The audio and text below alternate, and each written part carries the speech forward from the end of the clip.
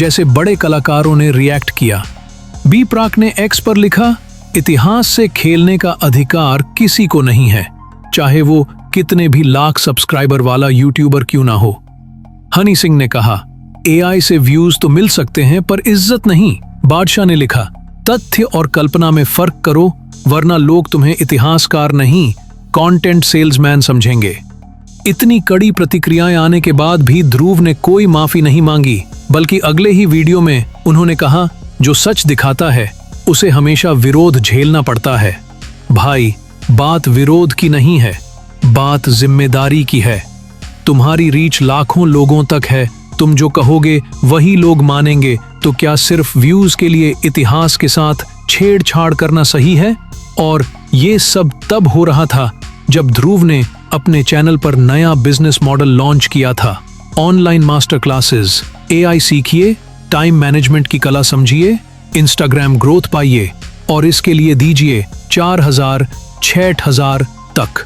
अब आप ही बताइए, एक यूट्यूबर जो कहता है कि मैं समाज को जागरूक कर रहा हूं, वही समाज के युवाओं से 5000 सिर्फ 5 वीडियो के लिए कैसे वसूल सकता है? लोगों ने कहा, ये एजुकेशन नहीं, ये डिजिटल लूट है। कुछ स्टूडेंट्स ने रेडिट और एक्स पर पोस्ट किया कि कोर्स में जो सिखाया गया वो यूट्यूब पर पहले से फ्री में मौजूद था। एक ने लिखा, मैंने ध्रुव का कोर्स लिया और बाद में पता चला कि वही चीज कोर्सेरा और यूट्यूब पर बेहतर क्वालिटी में फ्री है। मतलब, आप भारत के यंग माइंड्स को पहले डराओ कि देश डूब रहा है, सिस्टम बर्बाद है, कुछ नहीं बचा, और फिर उन्हें बेचो होप एक कोर्स के रूप में। भाई, ये जर्नलिज्म है या डिजिटल बिजनेस? अब बात करते हैं एक और गंभीर विषय की, मोदी सरकार की वो उपलब्धियां जिन्हें ध्रुव ने शायद ही कभी कवर किया। आज तक ध्रुव राठी ने हजारों वीडियो बनाए हैं, लेकिन क्या उन्होंने कभी वीडियो बनाया इन विषयों पर? जन धन योजना, जिससे करोड़ों लोगों के बैंक अकाउंट खुले, आवास योजना, जिससे लाखों परिवारों को घर मिला, आयुष्मान भारत, जो दुनिया की सबसे बड़ी हेल्थ स्कीम है, उज्ज्वला योजना, जिसने महिलाओं को धुएं से छुटकारा दिलाया, स्वच्छ भारत अभियान, जिसने खुले में शौच की संस्कृति को बदला, कोरोना वैक्सीनेशन, जहां भारत ने 200 करोड़ से अधिक डोज लगाए, चंद्रयान 3, जिसने भारत को चांद पर पहुंचाया।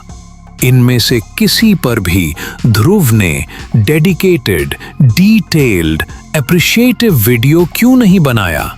क्या भारत की अच्छी बातें उनके लेंस में नहीं आती, या वो सिर्फ क्राइसिस और करप्शन ही शूट करना पसंद करते हैं? अगर आप निष्पक्ष हो तो जहां सरकार गलत हो वहां आलोचना करो, पर जहां सरकार अच्छा करे वहां तारीफ भी करो, ताकि जनता को संतुलित सोच मिले। पर अफसोस, ध्रुव की हर स्क्रिप्ट, हर थंबनेल, हर इंट्रो इस बात से शुरू होता है कि भारत अब संकट में है।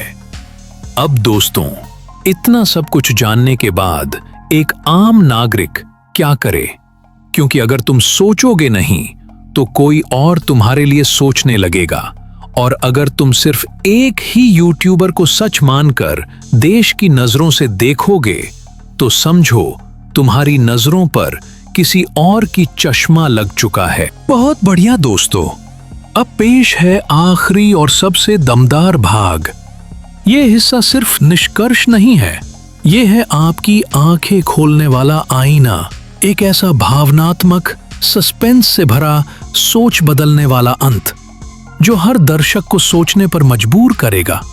तो दोस्तों, अब जब आपने ये पूरी कहानी सुनी, जब आपने देखा कि कैसे एक एनआरआई छात्र से ध्रुव राठी बना सोशल मीडिया का सबसे विवादित चेहरा, जब आपने जाना कि कैसे हर वीडियो में फैक्ट्स के नाम पर आधा सच और पूरा एजेंडा परोसा जाता है, अब सवाल सिर्फ एक रह जाता है, क्या हम सच में सोचते हैं या बस सुनते हैं और मान लेते हैं?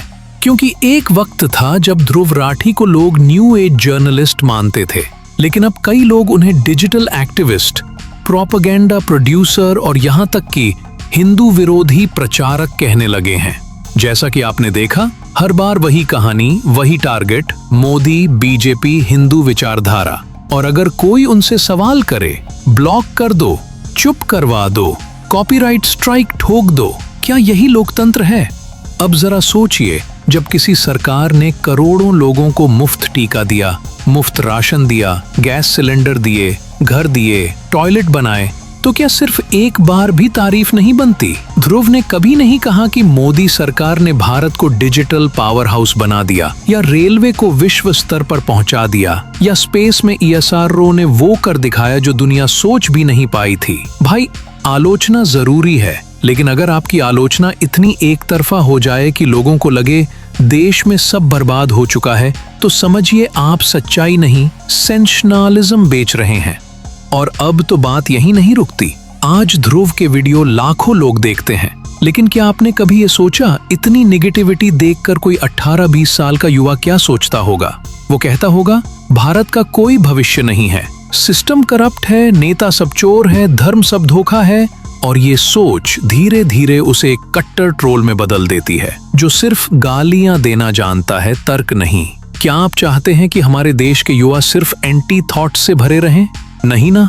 इसलिए दोस्तों, आज हम सबको ये समझना होगा कि YouTube एक ताकत है, पर जब ये ताकत किसी एक विचारधारा का जहर परोसने लगे, तो उसका विरोध जरूरी है। ध्रुव राठी को भी समझना चाहिए कि अगर वो खुद को सच्चाई का सैनिक कहते हैं, तो उन्हें वही फौजी अनुशासन अपनाना होगा जहां अपनी पसंद नापसंद से ऊपर उठकर सच को पूरा दिखाया जाए। अगर मोदी सरकार ने कुछ गलत किया तो आलोचना करो, लेकिन अगर उन्होंने कुछ अच्छा किया तो तारीफ भी जरूरी है, क्योंकि वही निष्पक्षता है, वही लोकतंत्र है, वही सच्चा पत्रकार है। अगर आप देश की गलतियों को दिखाते हो, तो देश की कामयाबी को भी दिखाना आपका कर्तव्य है, क्योंकि सिर्फ ब्लेम गेम खेलकर आप अपने देश को महान नहीं बना सकते, बल्कि तारीफ करके, सुझाव देकर और प्रेरणा देकर आप एक सच्चे क्रांतिकारी बन सकते हैं। अब सवाल आपसे है, क्या ध्रुव राठी वाकई सच दिखा रहे हैं, या वो सिर्फ वो दिखा रहे हैं जो वो दिखाना चाहते हैं? क्या आप अब भी हर वीडियो को आंख मूंद कर मानते हो, या आप अब खुद सोचने लगे हो? क्या आपको लगता है कि भारत की कहानी इतनी भी बुरी नहीं जितनी वो बताते हैं?